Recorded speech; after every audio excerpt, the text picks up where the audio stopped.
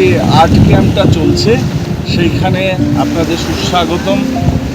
আপনারা সবাই জানেন যে আমাদের 6th ইন্টারন্যাশনাল আর্ট এক্সিবিশন সেটা ব্যাংককের ইন্ডিয়ান এম্বাসিতে সেটা হয়ে গেল দুদিন আগে। আমরা সেখান থেকে পাটায়াতে এসেছি একটা ওয়ার্কশপ করবার জন্য, আর্ট ক্যাম্প করবার জন্য।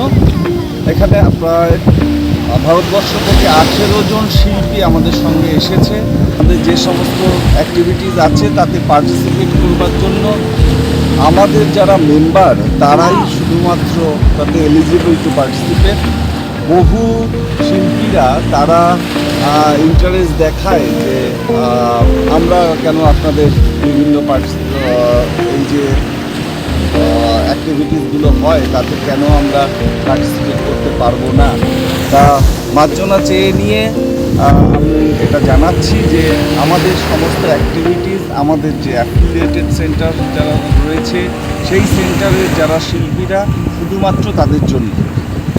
তা আমাদের যেটা ব্যাংককের এক্সিবিশন যেটা হয়ে গেল ইন্ডিয়ান এম্বাসিতে, সেখানে থাই আর্টিস্টরাও পার্টিসিপেট করেছিল। এখানকার বেশ কিছু সংস্থাও আমাদের সঙ্গে যোগদান করেছিল। আমরা খুব আশাবাদী যে ভবিষ্যতে যে আমাদের শিল্পীরা থাইল্যান্ডে বিভিন্ন শহরে বিভিন্ন রকম অ্যাক্টিভিটিসে পার্টিসিপেট করতে পারবে। তা এগুলো যাতায়াতের সঙ্গে সঙ্গে কিছু কোলাবোরেশনও খুব স্বাভাবিকভাবে হয়। তা আজকে চলুন আমরা দেখে নেব যে আমাদের যে শিল্পীরা এখানে এসেছেন তারা ছবি আঁকছেন একদম পাটায়া বিচে। আমরা একদম পাটায়া বিচের সামনে দাঁড়িয়ে আছি। আমি ক্যামেরায় রাজস্বীকে বলবো যে একবার একটুখানি সমুদ্রটা একবার দেখিয়ে দিতে। এটা লাগুন, এখানটায় আমাদের পুরী বা দীঘার মতো ওরকম বা মন্দারমণির মতো ওরকম ঢেউ নেই, খুব শান্ত সমুদ্র।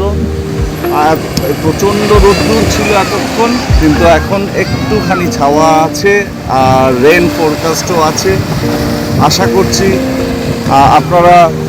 আপনাদের ভালো লাগছে। আমরা পরপর বিভিন্ন শিল্পীদের তাদেরও কথা অল্প অল্প করে শুনে নেব এবং সেই সঙ্গে তাদের কাজ দেখব। এবং এই পাটায়া যে শহরটা এটা একদমই বিনোদন নগরী। সেখানকার যে থাইল্যান্ডের যে এই যে খুব রিচ শিল্প সংস্কৃতি রয়েছে তার সাথে ভারতীয় সংস্কৃতির একটা মেলবন্ধন যাতে হয়। আমাদের যে এক্সিবিশনটা ছিল সেটার থিম ছিল Ramayana, exploring world through Ramayana. তা এখানে এসে জানতে পারলাম আমরা বা বুঝতে পারলাম রামায়ণের উপর এখানকার মানুষের কি ভীষণ ইন্টারেস্ট। একটা ছোট্ট ঘটনা বলে শেষ করছি যে আমাদের এক্সিবিশনের দ্বিতীয় দিনে একজন ভদ্রলোক তিনি এসেছেন তার ওয়াইফ এবং তার ছেলেকে নিয়ে, ছোট ছেলে। সে প্রায় 200 কিলোমিটার দূর থেকে এসেছিল ব্যাংককে তার অফিস ছুটি নিয়ে, কারণ সেদিনটা সোমবার ছিল, ওয়ার্কিং ডে। এবং 200 কিলোমিটার ড্রাইভ করে এসেছে শুধুমাত্র এক্সিবিশনটা দেখবার জন্য। এবং তার ছেলে এসে আমাদের যে সমস্ত পেন্টিং ছিল, প্রায় আমাদের 50টা পেন্টিং ওখানে এক্সিবিট করা ছিল, সবটাই রামায়ণের উপর ছিল। এবং প্রত্যেকটা পেন্টিংয়ের যে থিম এবং যে গল্প সেটা ওই বাচ্চা ছেলেটা এইখানকার থাইল্যান্ডের আদিবাসী, সে সমস্ত স্টোরিটা সে বলে দিল। খুব ভালো লাগলো যে অ্যাকচুয়ালি আমাদের ভারতীয় সংস্কৃতি যে বিশ্বের বিভিন্ন প্রান্তে ছড়িয়ে রয়েছে সেটা এটার একটা প্রমাণ।